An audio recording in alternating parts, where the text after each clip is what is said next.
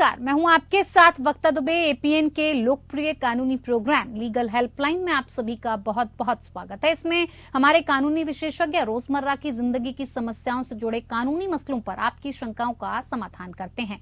आप भी इस प्रोग्राम से जुड़ सकते हैं और फोन करके कानूनी राय ले सकते हैं। आज हम आपको बाल मजदूरी से जुड़े कानून की जानकारी देंगे और साथ में बाल मजदूरी से जुड़ी आपकी समस्याओं का समाधान भी करेंगे। बाल मजदूरी आमतौर पर मजदूरों की भुगतान के बिना या भुगतान के साथ बच्चों से शारीरिक कार्य कराने को कहा जाता है। भारत में करीब 10 लाख बच्चे बाल मजदूरी करते हैं और जिसमें 5 साल से 18 साल के बच्चे शामिल हैं और हर साल हजारों बच्चों को बाल मजदूरी की कैद से छुड़ाया जाता है। हर साल बाल मजदूरी से बचाए गए बच्चों का बढ़ता नंबर साफ तौर पर यह बताता है कि देश में अभी बाल मजदूरी कम नहीं हो रही है, बल्कि साल दर साल बाल मजदूरी के जाल में और बच्चे फंसते जा रहे हैं। बाल मजदूरी में पिछले 10 सालों में करीब 38% कमी तो आई है, लेकिन फिर भी दुनिया भर में अब भी 15 करोड़ बच्चे काम करने के लिए मजबूर हैं। सरकार ने बाल श्रम को समाप्त करने के लिए 1986 में बाल श्रम निषेध और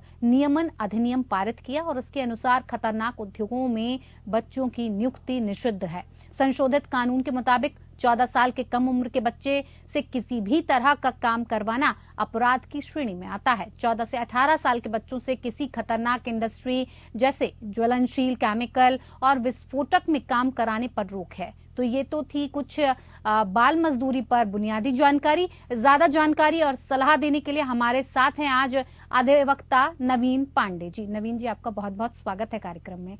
अगर आप भी कोई सवाल पूछना चाहते हैं तो नवीन जी आपको बाल मजदूरी से जुड़ी तमाम कानूनी पहलुओं की जानकारी देंगे और आपको उनके हक के बारे में भी बताएंगे।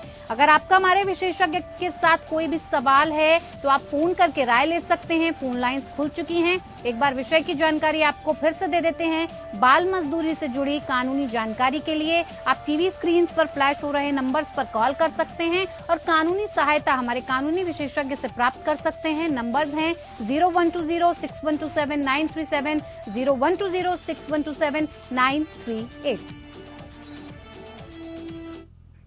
चलिए नवीन जी, सबसे पहले हम आपसे यही जानना चाहेंगे कि बाल श्रम की कानूनी परिभाषा क्या है और बाल श्रम के लिए संवैधानिक प्रावधान क्या कुछ है।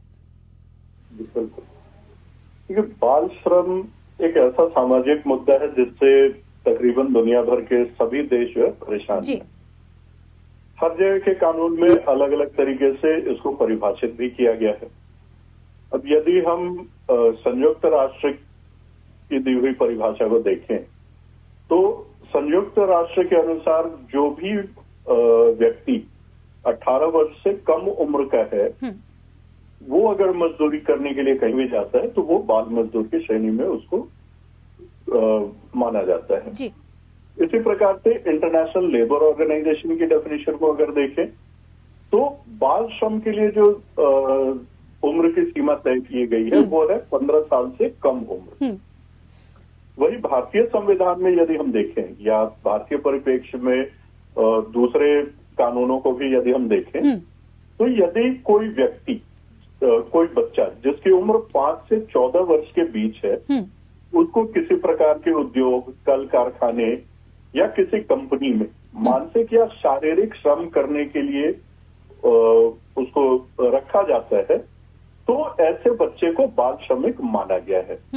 तो हम ये कह सकते हैं कि भारत में जो आयु सीमा तय की गई है वो 5 वर्ष से लेकर के 14 वर्ष की है। इस उम्र के बच्चों को यदि मानसिक या शारीरिक श्रम के लिए रखा जाता है तो उनको बाल श्रमिक माना जाएगा। अब जो संवैधानिक प्रावधान है उनकी चर्चा करते हैं। भारतीय संविधान का अनुच्छेद 23 यदि हम देखें तो अनुच्छेद 23 में हर प्रकार के बाल श्रम या बलात् श्रम को निषिद्ध किया गया है। वही अनुच्छेद 24 में कहा गया है कि 14 साल से कम उम्र के बच्चे को किसी भी खतरनाक काम करने के लिए नियुक्त नहीं किया जा सकता है। इसके अलावा यदि हम आर्टिकल 39 देखें directive principles of state policy हमारे कॉन्स्टिट्यूशन में तो वहां पर प्रावधान किया गया है कि हर एक राज्य सरकार साथ ही साथ केंद्र सरकार की जिम्मेदारी बनती है कि वे बच्चों के स्वास्थ्य उनके शारीरिक विकास, उनकी शिक्षा, इन विषयों के लिए जो है जरूरी सुविधाएं उपलब्ध कराने का प्रावधान करे और सुनिश्चित करे कि बच्चों का स्वास्थ्य ठीक रहे, उनका शारीरिक विकास जो है सही तरीके से हो और उन्हें शिक्षा से वंचित न रखा जाए। तो ये प्रावधान हमारे संविधान में किए गए हैं। जी बिल्कुल नवीन पांडे जी, आपने बहुत बेहतर तरीके से समझाया कि संवैधानिक तौर पर इसका क्या कुछ मायने हैं, प्रावधान है, परिभाषा क्या है। साथ साथ ये भी जानना चाहेंगे, जैसा कि आपने साफ तौर पर अभी बताया भी कि बाल मजदूरों से नहीं काम करवाया जा सकता है, लेकिन फिर भी अगर काम करवाया जाता है तो एक वक्त की कोई सीमा होती होगी कि कितने वक्त तक उनसे काम करवाया जा सकता है, क्या कुछ वक्त रहना चाहिए, समय रहना चाहिए। साथ ही साथ जो इस तरह का काम करते हैं उन पर सजा और जुर्माने का क्या कुछ प्रावधान हो सकता है? जी देखिए, यदि हम बाल श्रम निषेध अधिनियम की बात करें जी, तो धारा 7 में यह प्रावधान किया गया है कि किसी भी बाल श्रमिक को किसी भी दिन में 6 घंटे से ज्यादा समय के लिए उससे श्रम नहीं लिया जा सकता। ठीक है। साथ ही साथ ये भी प्रावधान है कि जो बाल श्रमिक होते हैं, बाल श्रमिक को हर 3 घंटे के अंतराल पर उन्हें विश्राम भी दिया जाना आवश्यक होता है।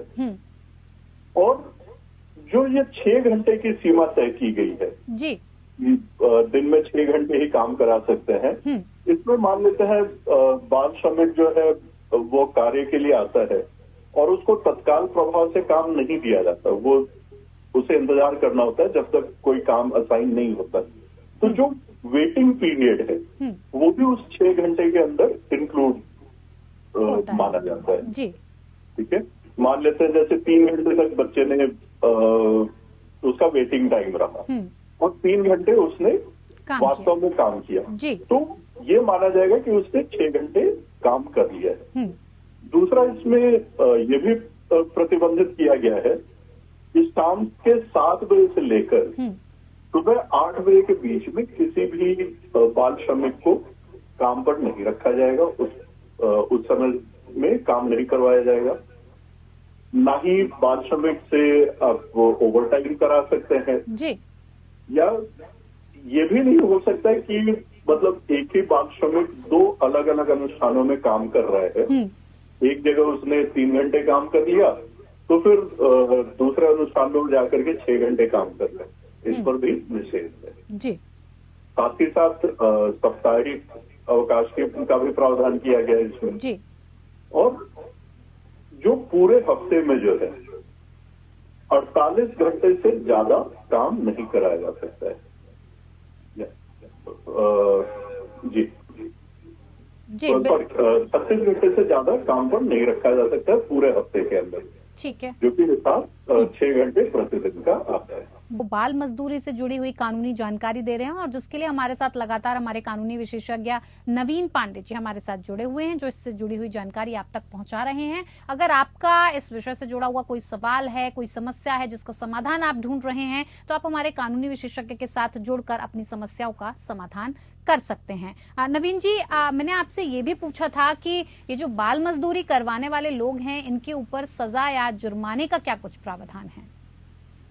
बिल्कुल, बाल मजदूरी कराने वालों के लिए जो सजा का प्रावधान है वो चाइल्ड लेबर प्रोहिबिशन एक्ट के सेक्शन 14 में किया गया है जी, जिसमें ये कहा गया है कि यदि कोई व्यक्ति बाल मजदूर को एम्प्लॉय करते हुए पाया जाता है तो उसके लिए जो सजा का प्रावधान है वो कम से कम 3 महीने जी, जो कि 1 साल तक की भी हो सकती है। तो 3 महीने से 1 साल के बीच की सजा का प्रावधान है। साथ ही साथ जो उनके ऊपर फाइन है, फाइन 10,000 से लेकर के 20,000 रुपए तक लगाया जा सकता है जी।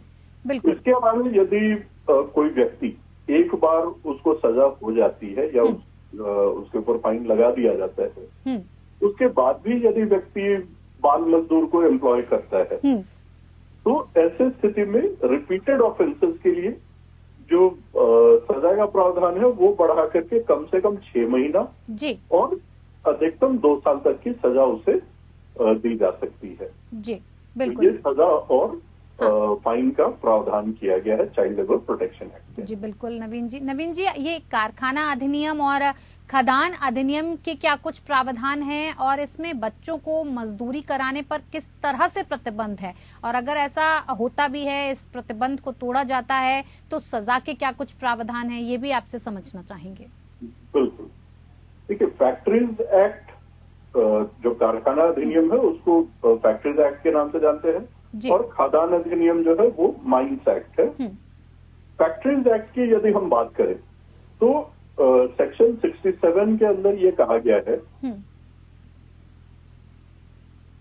कि कोई भी बच्चा जिसकी उम्र 14 साल से कम है उसको किसी भी कारखाने में काम पर नहीं रखा जाएगा। वही सेक्शन 68 में कहा गया है कि यदि कोई बच्चा 14 साल या उससे ऊपर की उम्र का है तो उसको तब तक काम पर नहीं रखा जा सकता है जब तक कि वो मेडिकल प्रैक्टिशनर द्वारा जारी किया गया सर्टिफिकेट ऑफ फिटनेस न सबमिट कर दे। ठीक है। तो रजिस्टर्ड मेडिकल प्रैक्टिशनर द्वारा फिटनेस सर्टिफिकेट का होना अनिवार्य है 14 साल से ऊपर के बच्चे को काम पर रखने के लिए। ठीक है। दूसरी बात, कारखाना अधिनियम के तहत यदि किसी बच्चे को काम पर रखा जाता है तो ऐसे बच्चे से दिन में 4.5 घंटे से ज्यादा काम नहीं करवाया जा सकता। साथ ही साथ बाल श्रमिकों के लिए मैनेजमेंट को रजिस्टर भी मेंटेन करना होता है जिसमें बाल श्रमिकों के सारे डिटेल्स मेंटेन करने होते हैं।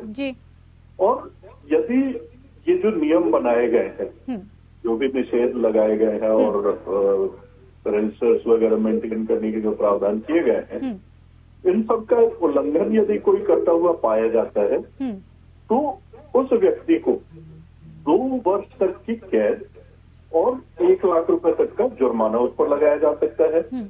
और यदि बार बार कोई व्यक्ति वायलेट करता है इन प्रावधानों को तो उस स्थिति में जो सजा का प्रावधान है वो 3 साल तक है और फाइन भी जो है 3 लाख रुपए तक उस पर लगाया जा सकता है। जी बिल्कुल। वही माइंस एक्ट की यदि हम बात करें तो माइंस एक्ट में तो बहुत ही स्ट्रिक्ट रिस्ट्रिक्शन है कि 18 वर्ष से कम उम्र के किसी भी व्यक्ति को किसी भी प्रकार के माइनिंग एक्टिविटी या माइन में काम पर नहीं रखा जा सकता है।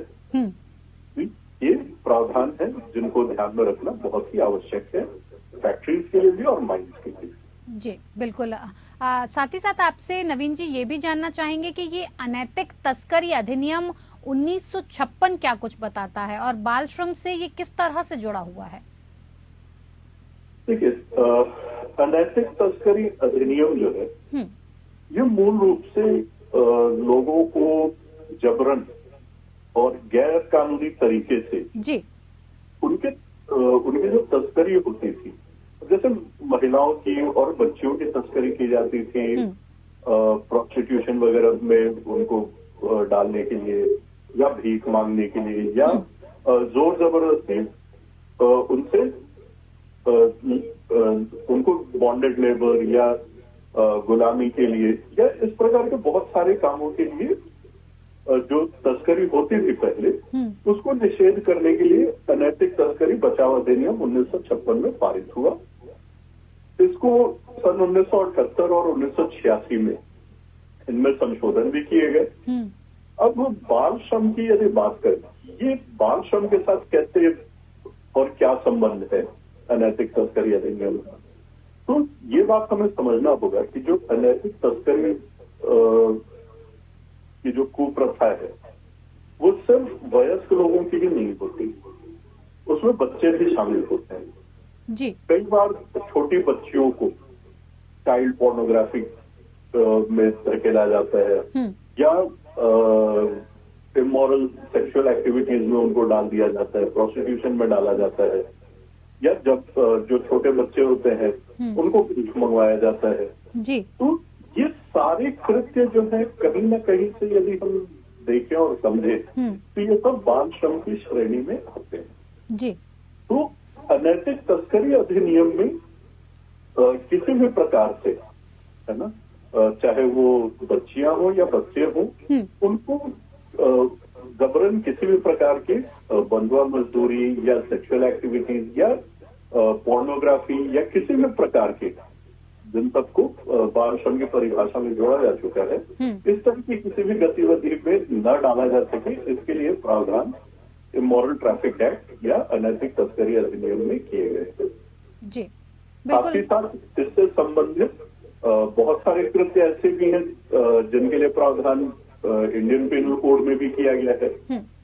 जैसे सेक्शन 366 बी की बात करें अगर हम इंडियन पेनल कोड में, जी तो विदेशों से कम उम्र की लड़कियों का आयात, उस जी। पर भी प्रतिबंध लगाया गया है, जी। क्योंकि ये भी एक प्रकार का इमोरल ट्रैफिकिंग है। सेक्शन 372 आईपीसी की बात करें तो माइनर बच्चों को किसी भी प्रकार से प्रोस्टिट्यूशन या किसी और पर्पज के लिए उनको खरीदना या बेचना, ऐसी गतिविधियों पर प्रतिबंध लगाता है। सेक्शन 373 की बात करें तो वो भी similar to section 372 immoral activities के पर्पज से छोटे बच्चों की खरीद बिक्री या तस्करी, इन सब गतिविधियों पर प्रतिबंध लगाता है। जी बिल्कुल। नवीन जी, आपका बहुत बहुत धन्यवाद हमारे साथ इस कार्यक्रम में जुड़ने के लिए और तमाम इस विषय से जुड़ी हुई जानकारी हमारे दर्शकों तक पहुंचाने के लिए। लीगल हेल्पलाइन में मेरे साथ इतना ही। नमस्कार।